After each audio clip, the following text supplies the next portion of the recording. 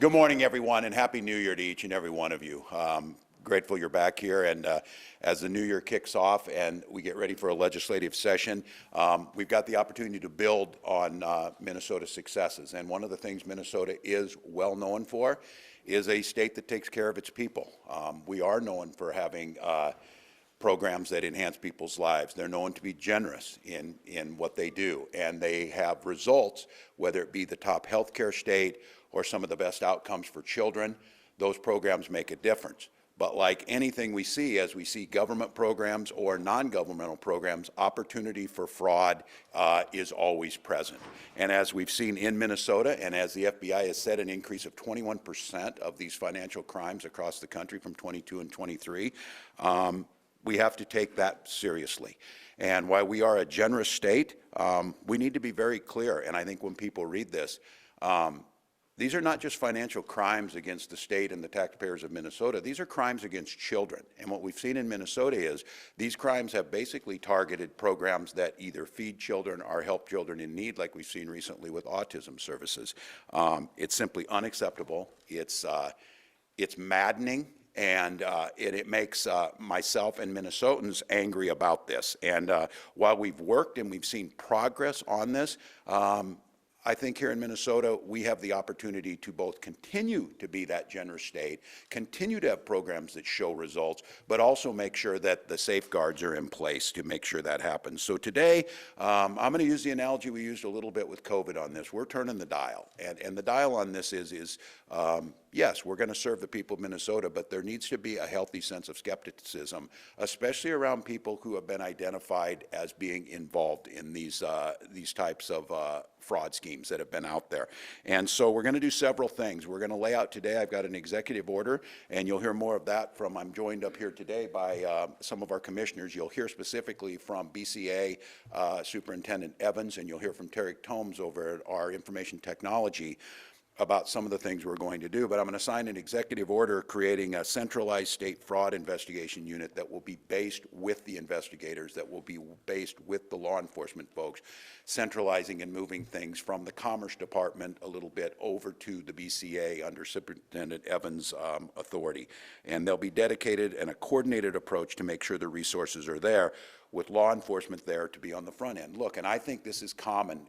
It should not be, but it is, and I've seen this over the 6 years of being here, whether it's when COVID comes along or even a natural disaster. State government in many cases is used to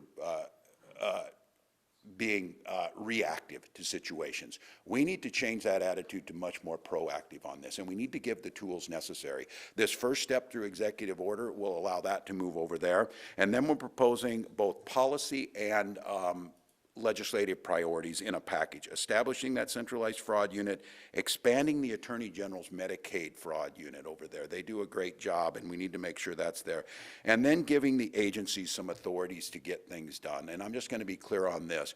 The ability to be more skeptical and the ability to stop payments if they're skeptical before we go on. Because in many of these cases, the agencies knew they were there and did not feel that they had the authority, in many cases did not have the authority. We want to make sure we give them that authority to be more proactive, to be more skeptical, to go after those things. We're going to provide, and you'll hear from Terry Tomes, that over the last 18 months we've seen incredible leaps and bounds in some of the technology, especially around AI. I had an opportunity to attend a conference where I sat on a panel with New York Governor Hochul and representatives from some of the largest tech companies of using this, especially in the social services space. In New York, for example, was using it on placements for their foster placements. And this was a positive use of AI where they were able to get better results and more permanent placements for these children using AI tools. We're going to use those on the fraud detection across state agency in a way that has not been done before. And then we're simply going to address this with the seriousness that it is. I'm going to ask that we increase the penalties on these financial fraud crimes against public assistance. They are so damaging. They undermine people's faith in government. They undermine the very programs that improve people's lives. And I want to get back to where I started on this is fraud against taxpayers in the state of Minnesota, but the crime is perpetrated on children in these cases where it's less resources to deliver for them. And I want us to take that attitude seriously. So we've got an opportunity here to, again, turn that dial, to continue to be a state that is generous, kind, caring, but also recognizes on this if there are things we can do, and we believe this package across there with the experts looking both in the private and public sector of things that we can do to make a difference. And by immediately when I get done here, I'll sign, after we hear from Superintendent Evans and Commissioner Tomes, we'll sign the executive order and we'll take some questions on the details of what they have the capacity to do. I think this is one that has the potential. A lot of these, as I said, we were able to pass 9 of 10 fraud package issues back in the 2023 session. Many of those are now coming online, will be enacted now.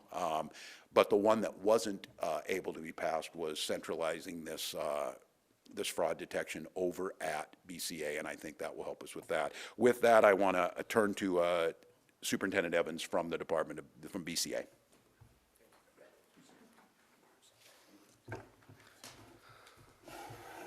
Well, good morning, everyone.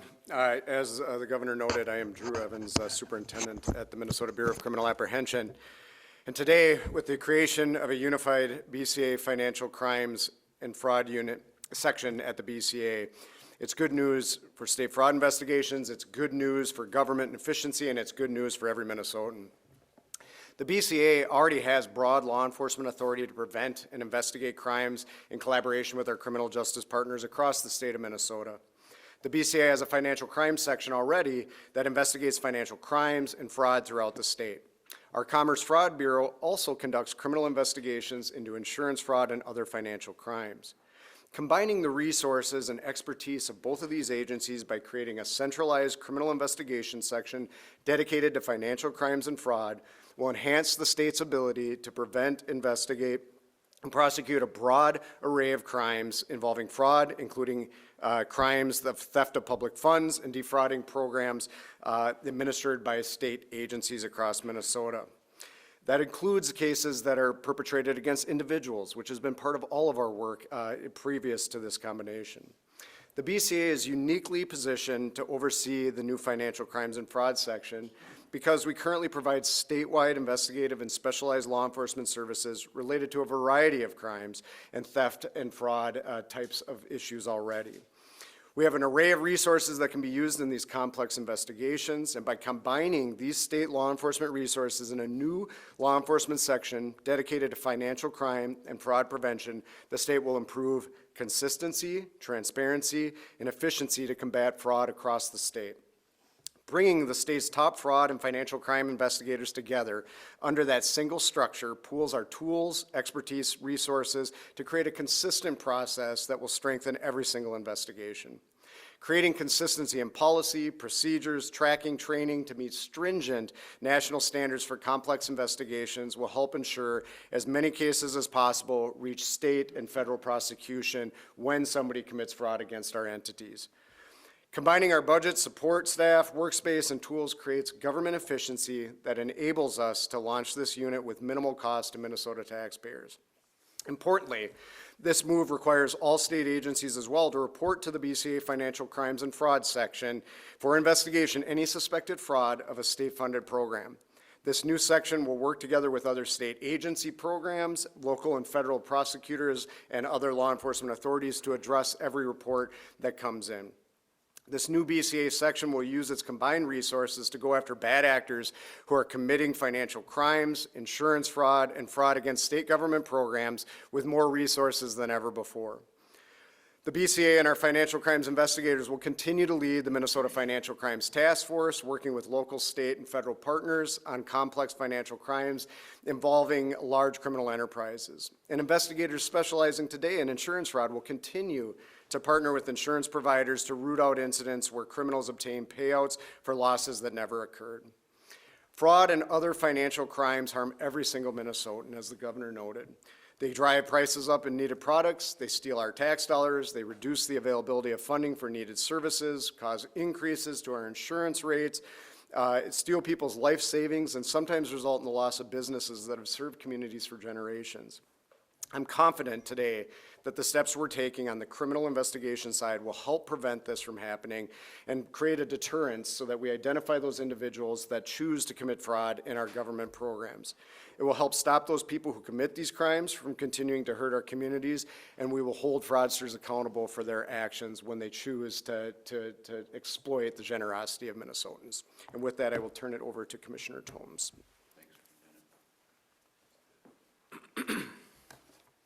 Good morning, everyone. My name is Tarek Tomes, and I am the State Chief Information Officer and the Commissioner of Minnesota IT Services.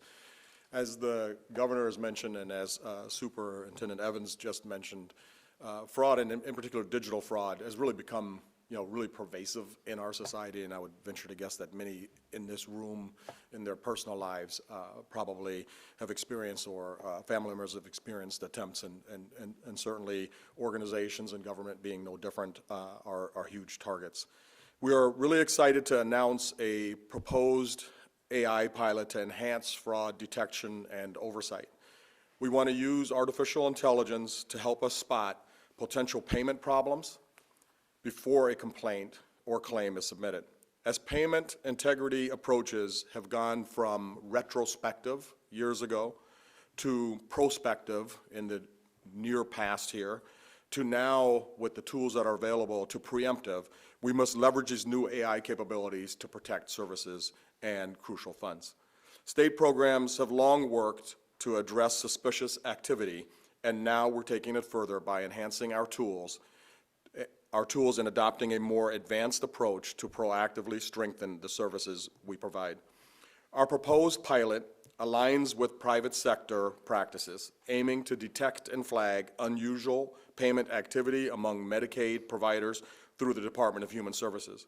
We will look to use machine learning and generative AI to gain deep data insights that will help us identify potential risk factors and spot early signs of fraudulent behavior.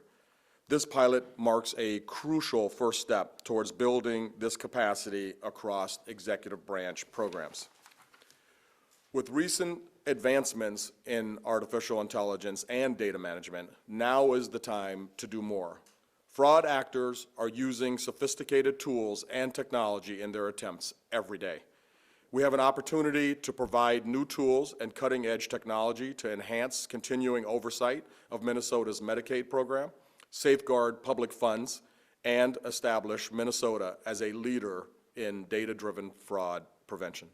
Thank you. Thank you, Commissioner. I'll sign our executive order, and then we'll all be glad to take some questions.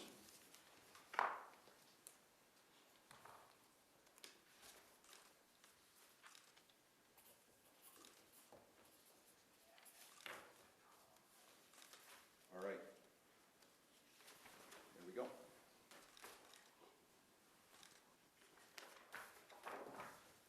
I would note, too, we're joined here by Minnesota Management and Budget Commissioner Aaron Campbell and State Budget Director Anna Mingy to answer any questions if you might have them. And once again, grateful to the leadership we've seen here.